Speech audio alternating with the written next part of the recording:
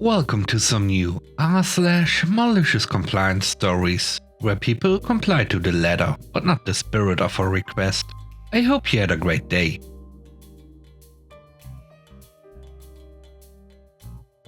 The first story is called Come to Work. I used to be a dispatcher at a transportation company that was forever understaffed. I got some kind of stomach bug and was out for 2 days. On day 3, I called off again, but my manager insisted that I come in.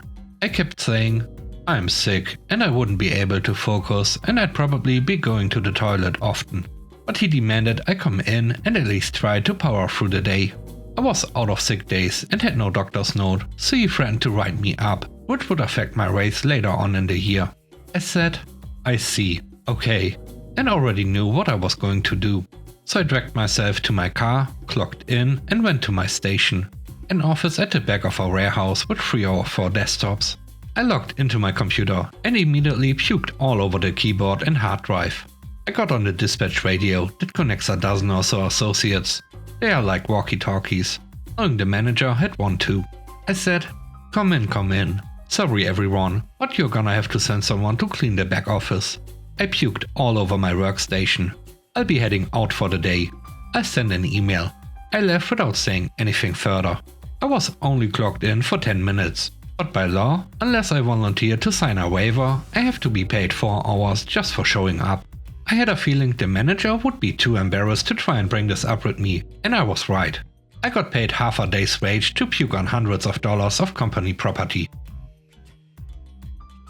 The next story is called One of Us. I currently work in HR for a company that has been mistreating its employees and frequently talks down to them. The toxic managers are speaking to everyone as if they are not smart enough to understand what they are saying, and as though they are beneath them. It's only been about 6 months since I started here, and I noticed it pretty quickly. After I mentioned it to the most guilty manager, I began getting talked down to. At one time, after I called out sick, I got reprimanded, stating that I had to be on site whenever my manager was not. This was the first time it was mentioned to me though, so I can't be sick if she's out. They couldn't find anything else to fuss at me about, so that was it. Over the past few months, I've built a relationship with the hourly employees, which are in a union. They tell me about whispers around the plant, future plans, who's thinking about quitting, family stuff, really just whatever they want to talk about. Recently, I landed a great job, which I start in a couple of weeks. I found out that my manager is going to be out of town the week before I'm supposed to start my new job. My plan was to work up until I start the new job, but then I was talked down to again by the same toxic manager. So I went into her office and told her that I know she isn't supposed to be at work on XYZ dates. But she would have to be, since one of us has to be on site, and I will no longer work here then. Needless to say, she was pretty upset that she had to change her plans, and I've been getting the evil eye from her since I dropped my notice. I've been hearing her complaining to co-workers about how she had to cancel her trip, but she's been extremely nice to my face and hasn't talked down to me once. The third story is called Unless It's an Emergency. This morning I got into my car and realized I left my headlights on. Thankfully, modern technology meant it had automatically switched off when the key was removed. But it reminded me of a time when this wasn't the case. Many years ago, I was working one of my first jobs in a little cafe, nearing the end of my training period. It was a quiet day, perfect to put the newbie on with only one experienced staff member. The experienced staff member called in sick. Boss had to come in and cover until Sue could come in early. Boss wanted to use the time on site to do paperwork out the back. I'll be in here if you have any questions. I very annoyingly had a lot of questions. How to avoid an incorrect transaction, where to find more special paper for the credit card machine, and what to do when the coffee grinder stopped working. Finally, boss said, I'm busy. Don't bother me unless it's an emergency. Let me know when Sue is here. Shyly, I replied, that's what I came to tell you. Sue just arrived. Great. Any more questions, ask her. Sue took over the coffee area and got me on restocking, clearing tables, emptying the bins and other necessary grunt work. I went out to the outside bins through the little staff parking area and saw my boss's old car there with the headlights still on. I went back to my boss's office. "Boss, is it an emergency?" Boss snapped. "Not to me," I replied. "Then go away." I left quickly. I went to tell Sue instead. "Sue?" Then I changed my mind. Boss doesn't want to be disturbed unless it's an emergency. So I'm supposed to ask you if I have more questions. Sue and I worked pleasantly until the end of my shift a few hours later. As I gathered my things to leave, Boss ran by me, knocking into me a bit. Without turning around to see if I was okay, Boss said, "Sorry, I'm in a rush."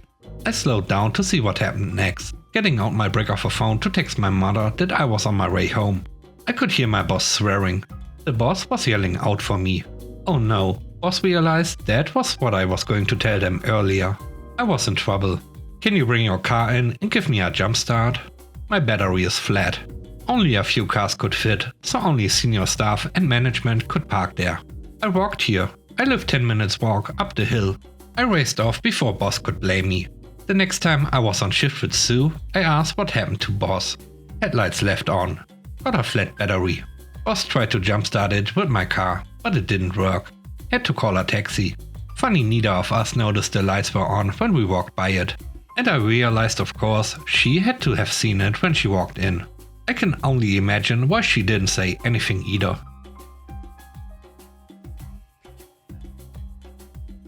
The last story is called No Bribes.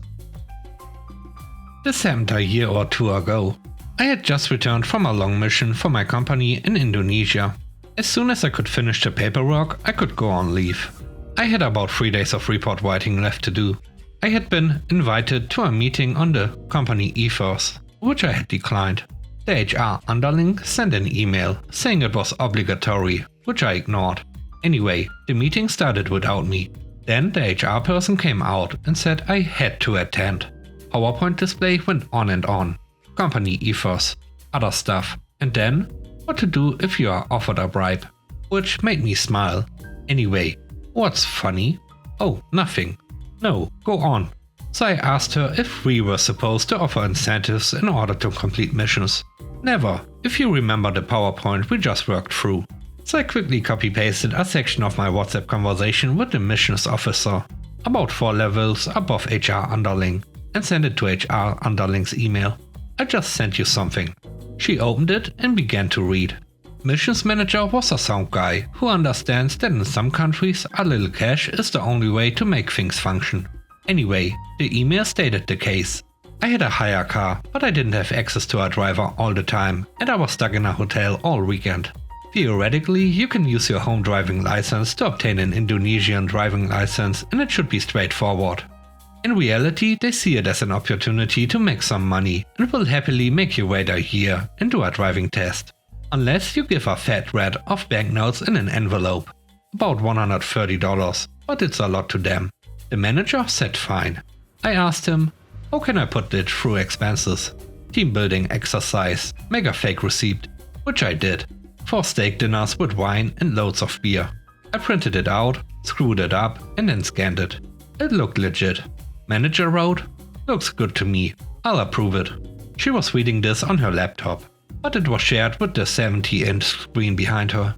She looked up and everyone was smiling. Okay, we'll break for coffee. I didn't come back. She didn't come looking for me. Thanks for watching the video. I hope you enjoyed it. If you did, please consider subscribing to the channel for more content. Let me know what you think about the stories in the comment section below. Have a great day. Bye bye.